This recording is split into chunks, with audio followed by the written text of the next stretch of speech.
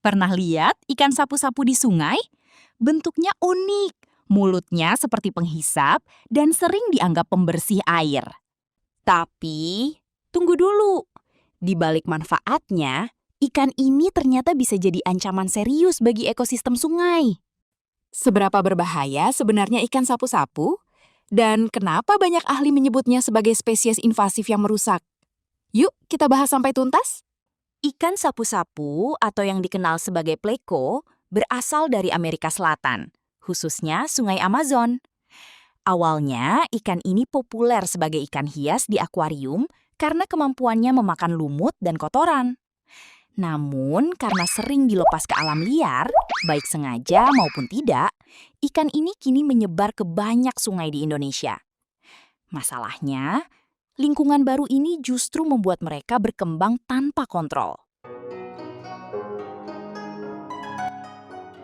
Tidak punya predator alami. Di habitat aslinya, ikan ini punya musuh alami. Tapi di sungai Indonesia, hampir tidak ada yang memangsa mereka. Akibatnya, populasi mereka bisa meledak dengan cepat. 2. Berkembang biak sangat cepat. Ikan sapu-sapu bisa bertelur ratusan hingga ribuan telur dalam sekali reproduksi. Bayangkan kalau tidak ada yang mengontrol jumlahnya. 3. Tahan lingkungan ekstrim. Air kotor bisa hidup. Oksigen rendah masih kuat. Ini membuat mereka lebih unggul dibanding ikan lokal. Ikan sapu-sapu bersaing memperebutkan makanan dan ruang hidup. Akibatnya, ikan lokal yang lebih lemah bisa kalah dan bahkan punah secara perlahan. 2. Merusak dasar sungai. Mereka sering menggali lubang di tepi sungai untuk bertelur. Hal ini bisa menyebabkan erosi, longsor kecil di tepi sungai, kerusakan habitat alami. 3. Mengganggu rantai makanan. Ikan sapu-sapu memakan banyak jenis organisme dasar. Kalau jumlahnya berlebihan, keseimbangan rantai makanan bisa rusak total. 4. Menurunkan kualitas air. Walaupun dikenal sebagai pembersih, faktanya, jika jumlahnya terlalu banyak, justru kotoran yang mereka hasilkan bisa memperburuk kualitas air. Sebenarnya ada, tapi terbatas. Membantu membersihkan lumut, bisa mengurangi beberapa jenis kotoran. Namun manfaat ini hanya terasa jika jumlahnya sedikit.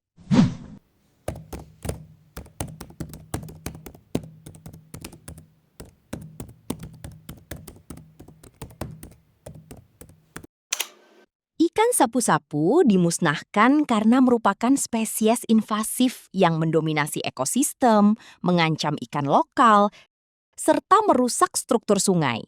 Apakah permasalahan ini bisa dikendalikan? Bisa dong, tapi mungkin tidak mungkin. Ini dia caranya.